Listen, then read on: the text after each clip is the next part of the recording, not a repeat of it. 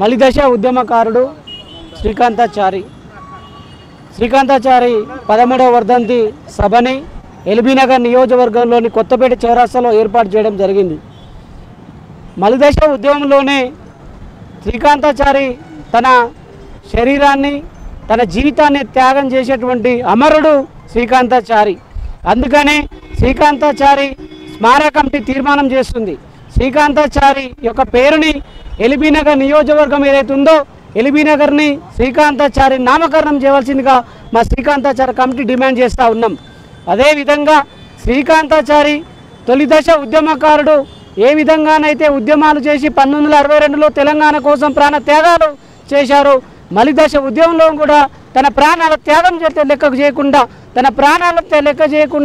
శ్రీకాంతాచారి 29వ రాష్ట్రానికి ఏర్పాటు కారణమైనటువంటి కీలక పాత్ర వహించినటువంటి వ్యక్తి శ్రీకాంతాచారి.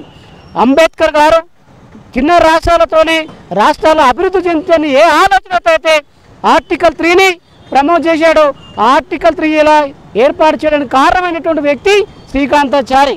ఎందుకంటే అలాంటి అమరుడు కావడం వల్లనే ఇవాళ తెలంగాణ రాష్ట్రం ఏర్పడింది. 29వ రాష్ట్రం ఏర్పడంలోనే ఇలా రాష్ట్ర ముఖ్యమంత్రి కావడం జరిగింది. కాబట్టి ముఖ్యమంత్రి కూడా మేము విన్నపం చేస్తూ ఉన్నాం. ఏ విధంగానైతే ట్యాంక్ బండ్లో ప్రాణాలకు అర్పించినటువంటి అమరుల విగ్రహాలు పెట్టారో మా మలిదశ ఉద్యమకారులు శ్రీకాంతాచారి విగ్రహాన్ని కూడా ట్యాంక్ బండ్ పైన ఏర్పాటు చేయాల్సినటువంటి అవసరం కూడా ఉన్నది. అదేవిధంగా పాఠ్యాంశాలలో కూడా ఈ మలిదశ ఉద్యమకారుని జీవిత చరిత్ర ఇప్పుడున్నటువంటి విద్యార్థులకు తెలియాలంటే ఆయన యొక్క జీవిత చరిత్రను కూడా పాఠ్యాంశాల్లో చేయవలసిన అవసరం ఉన్నది.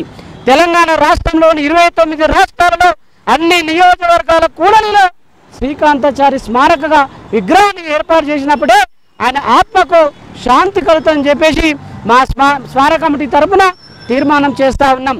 కాబట్టి విద్యార్థులారా, ఉద్యమ నాయకులారా, ఏ విధంగా అయితే తెలంగాణ రాష్ట్రం కోసము ఉద్యమాలు చేశామో త్యాగాలు చేశామో వారి త్యాగాలు ఇప్పటి వరకు నెరవేరడం లేదు. 8 సంవత్సరాలైనా ఇప్పటికీ ఈ రాష్ట్రంలో పాలన ఎక్కడ వేసిన గొంగళి అక్కడే ఉన్నది. కాబట్టి అమరులైనటువంటి కుటుంబాలకు కూడా వారి గుర్తించి వారి కూడా ఉద్యోగ కల్పన కల్పించాలి. వారి రాష్ట్ర కల్పనలో కూడా వాళ్ళకు పదవులు కూడా ఇవ్వాల్సినటువంటి అవసరం కూడా అని చెప్పేసి ఈ అవకాశం వచ్చినటువంటి పెద్దలందరికీ ధన్యవాదాలు తెలుపుతూ ముగిస్తా ఉన్నాను.